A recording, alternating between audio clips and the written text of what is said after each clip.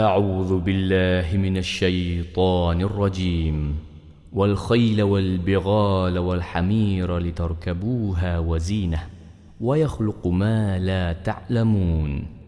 Maksudnya, dan Allah menjadikan kuda dan bagal serta keldai untuk kamu menunggangnya dan untuk menjadi perhiasan, dan ia menjadikan apa yang kamu tidak mengetahuinya. Surah An-Nahl ayat 8. Islam adalah agama syumul yang mendidik umatnya mencapai kebahagiaan akhirat tanpa meminggirkan persoalan duniawi. Menjaga kesihatan adalah sebahagian daripadanya, iaitu bagi melahirkan masyarakat cerdas pemikiran dan kuat fizikal. Tubuh badan yang sihat dapat membantu manusia melaksanakan amal ibadah dengan lebih sempurna dan khusyuk. Sabda Nabi Muhammad SAW, orang beriman yang kuat lebih baik dan lebih disukai Allah Subhanahu Wa Taala berbanding orang beriman yang lemah. Hadis riwayat Muslim. Nabi Muhammad SAW turut bersukan dan menyarankannya kepada sekalian umat. Antara sukan yang digemari baginda SAW adalah berkuda. Sukan ini mempunyai falsafah dan hikmahnya, sehinggakan ia disunnahkan oleh baginda. Sebuah aktiviti yang bukan sahaja mencabar, malah menunggang kuda itu sendiri adalah syifa bagi pelbagai penyakit dan masalah manusia. Oleh sebab itu, barang siapa yang mengikuti sunnah Nabi SAW pasti akan memperoleh kebaikan dan ganjaran pahala. Kuda adalah makhluk yang setia, bijak dan gagah yang diciptakan Allah Subhanahu Wa Taala khusus untuk manusia sebagai alat tunggangan. Dalam Al-Quran, Allah Subhanahu Wa Taala bercerita tentang kuda dalam banyak keadaan. Di antaranya ialah salah satu di antara binatang yang boleh digunakan sebagai kenderaan. Bukan setakat itu saja, bahkan di dalam ayat yang lain Allah menggambarkan kuda sebagai satu kenderaan yang khusus digunakan untuk peperangan. Anatomi kuda itu sendiri sangat menakjubkan. Hanya mereka yang berfikir sahaja yang mampu melihat kehebatan pencipta melalui ciptaannya ini. Kelebihan kuda sebenarnya lebih kepada kaki kuda. Kaki kuda itu sendiri dia dijadikan memang untuk menanggung beban yang berat seberat mana pun, dan dia mampu untuk berlari dengan kencang. Tidak dapat dibayangkan oleh akal bagaimanakah kuda yang memiliki kaki yang kecil mampu menampung berat badannya dan berlari untuk jarak yang jauh dengan pantas. Cheetah boleh berlari dengan sangat laju tapi dalam masa yang sangat singkat. Tapi kuda, kita lihat dia boleh endurance ataupun ketahanan badannya sangat tinggi, di mana ia boleh menjelajah sejauh beratus-ratus kilometer, tetapi dalam makanan yang sangat minima dan juga air yang sangat minima. Malah, bentuk lekuk badan kuda ini mempunyai rahsianya tersendiri dalam merawat pelbagai masalah tulang belakang manusia. Tubuh badan dia, kita lihat kuda tu punya melengkung, kan dia melengkung. Lengkung itu sebenarnya kat situlah tempat yang bila kita naik kuda kita menunggang. Kita letak saddle dekat situ. Dan di situlah sebenarnya bila kita melompat, bila kuda tu laju, kalau siapa yang menunggang, dekat situlah maka satu contoh ialah tulang belakang kita, right? Kita punya tulang belakang itu dia bergerak secara harmoni, seperti diurut. Allah Subhanahu Wa Taala yang Maha Mengetahui menciptakan nisbah susuk tubuh kuda memiliki lebih banyak tulang dan otot berbanding lemak. Ia bertujuan untuk membantunya berlari dengan pantas tanpa lelah meskipun ditunggangi manusia. Di samping memiliki anatomi badan yang unik, kuda turut dianugerahkan dengan penglihatan monokular yang dapat melihat dengan lebih luas. Telinganya juga mampu terpulas sehingga 180 darjah dan peka terhadap bunyi sejauh jarak satu batu, membuatkan kuda tidak perlu menoleh ketika ditunggang. Zaman silih berganti, namun kuda masih seperti dahulu. Tiada sebarang kecacatan yang perlu dibaiki, berbeza dengan hasil penciptaan manusia yang sentiasa memerlukan pembaharuan. Kuda lebih banyak berdiam dalam berkomunikasi. Ia menggunakan hidung untuk menyampaikan informasi sesama kuda dan mengenal pasti persekitarannya melalui deria bau. Kaki kuda sangat stabil, mampu menahan bebanan yang sangat berat. Malah kuda sendiri dapat tidur dalam keadaan berdiri tanpa terjatuh. Maha suci Allah Subhanahu Wa Taala telah menceritakan kehebatan kuda berbeza dengan sifat semula jadinya. Kuda adalah seekor haiwan pemangsa yang sangat takut, berjaga-jaga dan sensitif kerana sentiasa diburu oleh haiwan lain. Namun, Allah Subhanahu Wa Taala menceritakan perihal kuda di dalam surah Al-Adiyat ayat 1 hingga 5 sebagai haiwan yang sangat berani dan patuh sehingga mampu dibawa berperang. A'udzu billahi minasy syaithanir rajim. Wal 'adiyati dhabha فالموريات قدحا فالمغيرات صبحا فأثرن به نقعا فوسطن به جمعا. Maksudnya, demi kuda perang yang tangkas berlari dengan kedengaran kencang nafasnya serta mencetuskan api dari telapak kakinya dan meluru menyerbu musuh pada waktu subuh sehingga menghamburkan debu pada waktu itu, lalu menggempar ketika itu di tengah-tengah kumpulan musuh. Surah Al-Adiyat ayat 1 hingga 5. Surah Al-Adiyat ini adalah surah yang menceritakan tentang ketangkasan kuda yang digunakan di dalam peperangan. Kuda adalah seekor makhluk yang sangat istimewa. Masakan kuda dapat digunakan untuk berperang jika kuda itu tidak dilatih. Kuda itu dapat melaksanakan tugas yang diamanahkan ataupun yang diperintahkan oleh tuannya jika ia tidak dilatih terlebih dahulu. Sesungguhnya Allah telah menjinakkan kuda untuk manusia agar dapat dimanfaatkan. Tahap kesanggupan kuda itu dikatakan terlalu taat dan bersungguh-sungguh, sehingga apabila ia menerima arahan berlari, ia akan mengeluarkan dengusan yang kuat dari nafasnya. Debu turut berterbangan akibat lajunya ia berlari di atas tanah. Walaupun kuda menjadi kegilaan manusia, namun ia juga makhluk biasa yang mempunyai kelemahan. Ia adalah haiwan yang tidak selesa apabila disentuh dari belakang. Kuda, kalau kita tepuk dari belakang, katalah kita datang, kita terus tepuk dari belakang pun dia tak suka. Sebab dia tak nampak, bukan sebab apa, sebab dia nak jaga diri dia. Memiliki ilmu sebelum menceburi apa jua bidang yang disukai amat penting, terutama dalam sukan berkuda yang syarat dengan aktiviti fizikal, mental dan emosi. Disebut dalam catatan generasi silam bahawa para sahabat baginda SAW belajar menunggang kuda sehingga mereka mampu menunggang kuda dari arah belakang. Ini menunjukkan bahawa menunggang kuda ini mesti memerlukan satu seni dan satu kaedah, kerana ia bukan setakat memberi kebaikan kepada kuda itu sendiri, bahkan ia juga memberi kebaikan kepada penunggang. Bagaimana manusia dapat menjinakkan kuda? Apakah teknik yang telah diajarkan oleh Allah Subhanahu Wa Taala untuk berinteraksi dan menunggang kuda? Sebentar lagi di dalam Al-Quran dan Sains.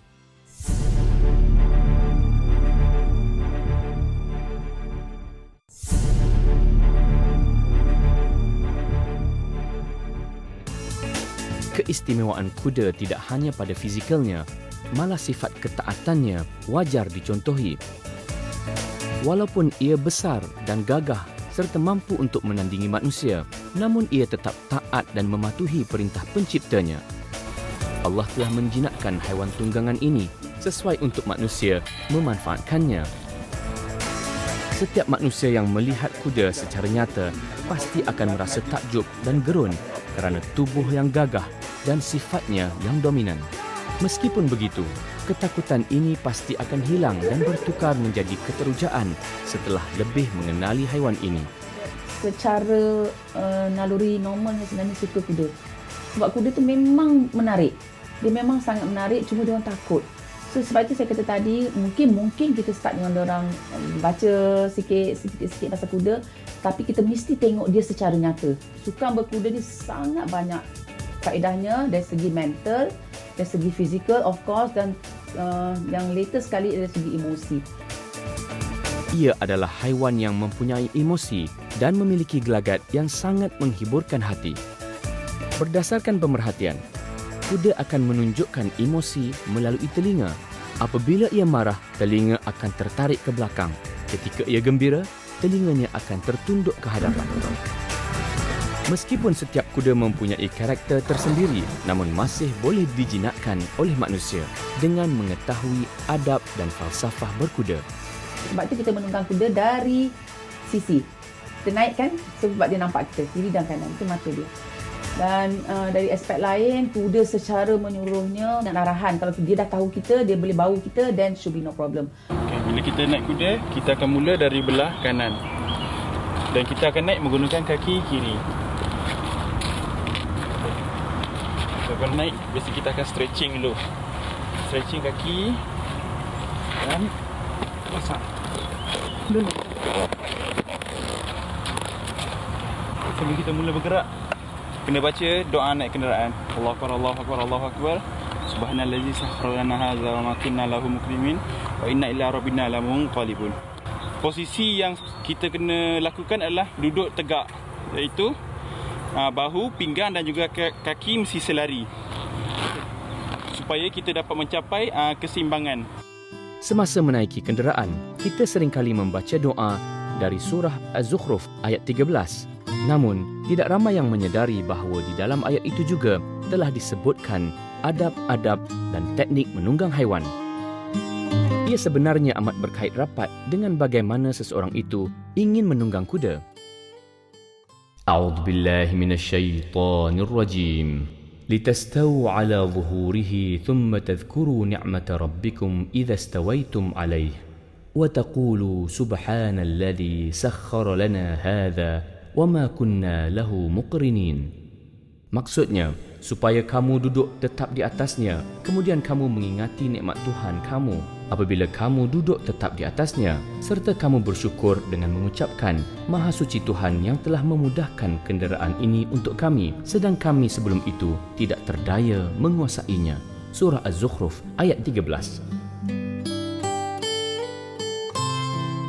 Oleh itu, cara duduk di atas kuda perlulah menegak dan tidak membongkok, manakala kepala, bahu, tulang belakang serta kaki perlu berada dalam satu garisan lurus. Menurut Dr. Mastura, posisi ini dapat merawat masalah tulang belakang yang dihadapi oleh seseorang. Kita punya tulang belakang tu dia bergerak secara harmoni. Secara harmoni maknanya naturally. So, katalah ada orang tu sakit belakang beberapa dan dia boleh baik. Kita panggil itu sebagai hipoterapi. Posisi ketika menunggang berubah-ubah lalu memaksa setiap anggota manusia untuk mencari keseimbangan. Malah, dalam kajian pakar kiropraktik, tiada seorang pun yang mampu membuat urutan seperti gerakan ketika menunggang kuda. Apa yang dirasakannya tidak sebagaimana yang dirasakannya apabila ia menunggang binatang-binatang yang lain. Kerana pergerakan kuda yang begitu tangkas akan memberi kesan yang agak segera pada dirinya. Penunggang kuda akan berkomunikasi dengan kuda menggunakan 5 cara, iaitu suara, tangan, pinggang, kaki dan cemeti. Namun begitu, cemeti hanyalah digunakan untuk mengugut, tidak untuk memukul mahupun mencederakannya. Allah Subhanahu Wa Taala telah menyiapkan kuda untuk kegunaan manusia, namun melatih kuda tidak semudah yang disangka. Kuda adalah haiwan bersifat dominan yang hanya akan mematuhi arahan seseorang yang mempunyai sifat ketegasan dan berkepimpinan. Kuda tidak akan mengikut arahan jika manusia itu tidak dapat dipercayai dan diyakini. So, bila kita takut, katalah saya nak approach kuda, saya nak bawa ni, saya berbelajar ni, nak tarik dia. Kenapa dia tak gerak? Saya cakap dengan coach, kenapa kuda ni tak nak gerak? Saya dah buat apa yang coach suka. Coach kata apa? Mesti ada something. Awak takut ke? Ya, saya takut. Kuda tu tahu awak takut. So, awak kena stable, awak kena ready, awak mesti lebih dominan pada dia. Kalau awak takut pada dia, dia tak nak sebab kuda ini dia dominan. Proses inilah yang menguji sifat kesabaran dan membina kepimpinan seseorang itu. Bahkan, sebelum dapat menunggang seekor kuda, seseorang itu perlu membiasakan dirinya dengan kuda tersebut. Malah, pada tahap tertentu, kuda dikatakan mampu memahami naluri tuannya. Maka tidak hairan kajian yang dilakukan oleh intelektual barat mendapati kuda mempunyai kebolehan memahami emosi manusia. So yang ini adalah kajian paling baru. Banyak orang tahu kuda boleh baca emosi, tapi orang tak realize bahawa sebenarnya kuda boleh tengok kita. So dengan wajah kita, kalau kita senyum gembira, kuda tahu. Kalau kita marah, kita sakit hati dengan dia pun dia tahu. Perkara ini seperti sesuatu yang luar biasa untuk diterima. Namun ia sesuai dengan ayat Allah menjadikan apa yang tidak kamu mengetahuinya. Manusia hanyalah makhluk kerdil yang hidup atas kekuasaan Allah Subhanahu Wa Taala. Oleh itu, manusia diperintahkan untuk berfikir dan memerhati segala ciptaan ilahi agar menjadi iktibar. Bagaimana proses pengendalian kuda dapat melatih diri manusia untuk lebih tawaduk kepada Allah Subhanahu Wa Taala? Sebentar lagi di dalam Al-Quran dan Sains.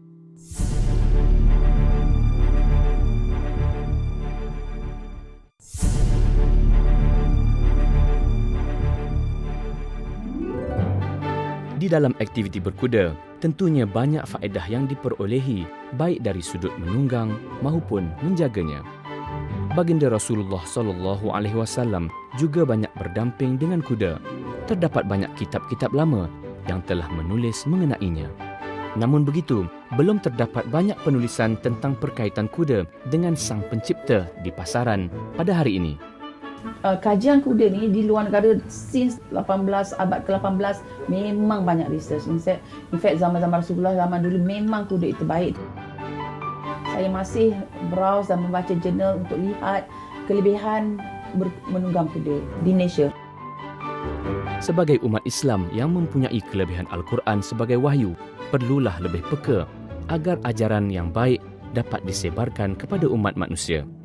Malah, berkuda kini boleh dijadikan sebagai pekerjaan, hobi, terapi psikologi, terapi fizikal dan alat tarbiyah untuk mendidik seseorang menjadi insan yang lebih produktif. Aktiviti penjagaan kuda pula dapat melatih sifat tawaduk kepada Allah Subhanahu Wa Taala. Mengendalikan kandang dan penjagaan kuda bukanlah mudah. Sifat penyayang dan rendah hati seseorang itu dapat dipupuk dalam setiap proses ini, terutamanya bila dilakukan bersama-sama keluarga maupun sahabat. Syifa melalui kuda juga telah dirasai oleh segelintir masyarakat. Malah kaedah ini telah digunakan sebagai terapi di luar negara. Menurut Syasin, dalam catatannya, menunggang kuda dapat membaiki imbangan, menguatkan otot, membentuk kelembutan dan mendorong semangat penunggang. Dapat membantu individu yang memiliki masalah mental dan emosi, membina konsentrasi, mengajar sifat sabar dan disiplin yang tinggi. Dapat membentuk kerjasama dan ikatan emosi antara kuda dan penunggangnya, membantu mengatasi rasa ketakutan. Begitu juga dengan saya, jika saya menunggang kuda ataupun bermain-main dengan kuda, tidak semestinya hormon maskulin saya semakin naik. Saya adalah seorang ibu dan hormon feminin saya semakin bagus. Jadi di sini kita lihat sebenarnya tidak ada isu perempuan tidak boleh menunggang kuda dan sebagainya. Di sinilah di mana perkataan sunnah itu boleh diaplikasikan. Kerana menjaga kuda adalah suatu ibadah yang amat digalakkan oleh Rasulullah SAW, bukan sahaja kerana keseronokannya. Program pendedahan awal sunnah berkuda, PASUK, oleh Robinga Heritage banyak merungkai hikmah dan falsafah berkuda. Ia membuka peluang kepada orang ramai untuk menyelami dan menghayati hikmah dan falsafah di sebalik sunnah berkuda dalam kehidupan Nabi Muhammad SAW. Usaha ini dilakukan demi menyangkal paradigma masyarakat bahawa berkuda adalah hanya untuk golongan elit, mahal malah berbahaya. Program ini menerapkan ilmu sebagai kunci untuk mengatasi rasa takut dan keraguan agar dapat berkuda dengan penuh penghayatan. Taklimat keselamatan dalam dan luar kandang, demo pertunjukan teknik menunggang dan praktikal oleh peserta juga turut dilakukan. Program seperti PASUK ini adalah sangat sesuai bagi semua lapisan masyarakat, baik muda ataupun tua, pelajar, pekerja maupun warga emas dan OKU. Penubuhannya bertujuan untuk menghidupkan kembali sunnah Rasulullah SAW yang penuh dengan hikmah dan mengandungi syifa yang manusia tidak ketahui. Menariknya, aktiviti mengajar cara menjaga dan mengendalikan kuda yang jarang dianjurkan dapat dilakukan di sini. Setiap peringkat penjagaan dari kandang sehinggalah kepada persiapan kuda turut disertakan. Latihan termasuk pembersihan kandang, mandi dan mencantikkan kuda, pemasangan ladam, melatih kuda dan banyak lagi. Demikianlah kisah kehebatan dan kepentingan berkuda yang telah disebutkan di dalam Al-Quran 1400 tahun yang lalu. Terlalu banyak hikmah dan falsafah yang telah dikaji di dalam kitab lama yang belum diterjemah. Begitu juga belum banyak buku-buku mengenai kuda diterjemahkan ke dalam bahasa Melayu dan diterbitkan oleh umat Islam. Kajian hikmah dan falsafah berkuda perlu dikembangkan agar masyarakat kita mendapat manfaat bersama. Saksikan episod minggu hadapan dalam Al-Quran dan Sains hanya di TV Al-Hijrah.